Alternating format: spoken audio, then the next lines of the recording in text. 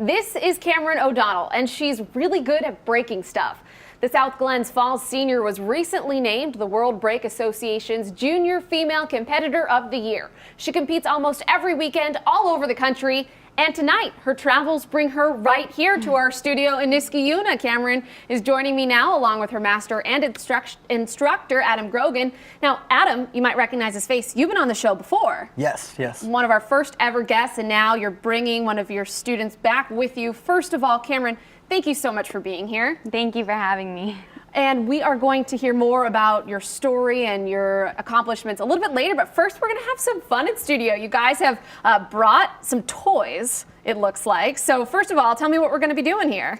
Camryn's going to demonstrate a variety of different breaks that she likes to do, breaking some 1-inch pine boards, some different quantities, showing some different skill levels. What is the feeling when you break that board? Is it an adrenaline rush? What are you feeling? It is such an adrenaline rush. It is a natural high, 100%, and it's what I love about it. All right, well, I'm gonna watch you guys do your thing, and then maybe I can jump in and try to break a board myself. Yes, ma'am. All right, I'm gonna be learning from the best here, so I'll let you guys get set up, and we'll get going.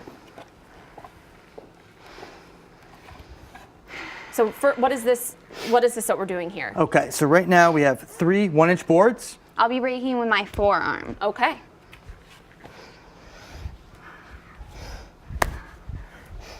Turn around, get ready.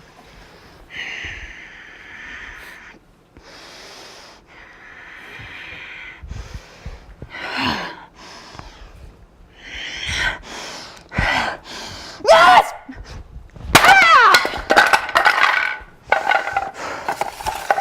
Incredible. What do we have next? I'll be breaking with the top of my toes. It's called a traditional roundhouse kick.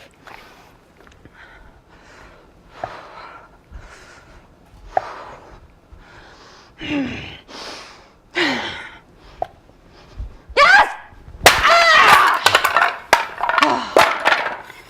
Okay, last but not least.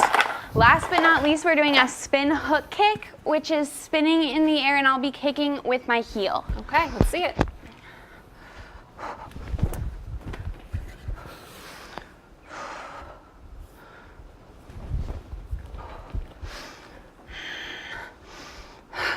Ah! Incredible. How are you feeling? Adrenaline rush all the way.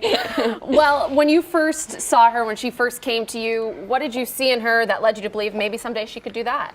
She had a lot of potential all around. When we first met Camryn, when I first met her, she wasn't just a breaker yet. She was a very well-rounded martial artist that competed in forms, weapons, fighting, and breaking a little bit too. And she had a great spirit. And anybody that has great spirit and drive, you can do anything with. So we just kept working on all of her different aspects, and she kind of found a niche in breaking, and we just kept going from there. All right, well, sounds like breaking is a lot of fun. I can't wait to be on your level right now. We'll see if I can do it. So I'm going to get going. First of all, I'm going to take my shoes off because we'll do that. All right, can't break boards and heels.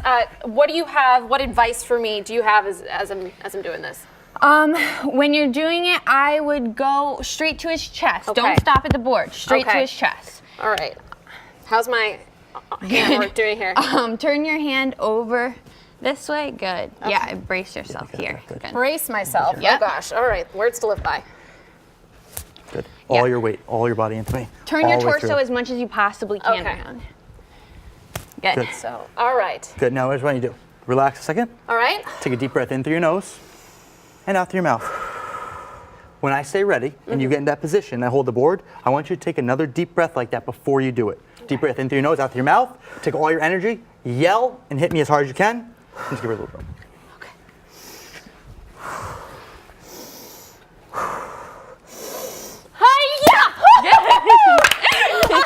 That was awesome! Wow, I didn't even feel it at all, which was the craziest thing. When you do it right, you don't feel it, there's no injury, that was perfect. Wow, well thank you guys so much. Whew, I gotta come back down a little bit. We're gonna take a break, we're gonna get cleaned up, and on the other side of that break, we're gonna sit you down and hear more about your story. So stick with us, we'll be right back. Back here in the studios, it's safe to say we've both kind of calmed down a little bit after that adrenaline rush, but man, that was So cool. Thank you so much for teaching me my way through that. Thank you for showing us your skills. Skills, we can put in quotation marks there. So first of all, I want to know how you got into this sport. How did you decide that MMA was the thing for you? I started off when I was 3 years old. I was born into the sport, and I can't remember a time where I haven't been doing it. So you say you're born into the sport. Family, what was it? My mom started 11 years before I did. She's now a master, and my whole family has gotten their black belt now. What is your favorite part about the sport? What's your favorite event? Breaking is definitely my favorite event. It's the adrenaline rush, really, the shakiness after competing. There's also a lot of camaraderie in the sport, so I've met a lot of people and made a lot of good relationships with people. When I saw you, psyching yourself up right here to break those boards, I saw you shaking, I heard the deep breaths. How did you learn to do that? I learned at a young age to focus my energy, and I've just really continued that since then. A lot of basic skills, my flexibility, my strength, I just had a natural talent for, and it really developed as I continued to train and practice.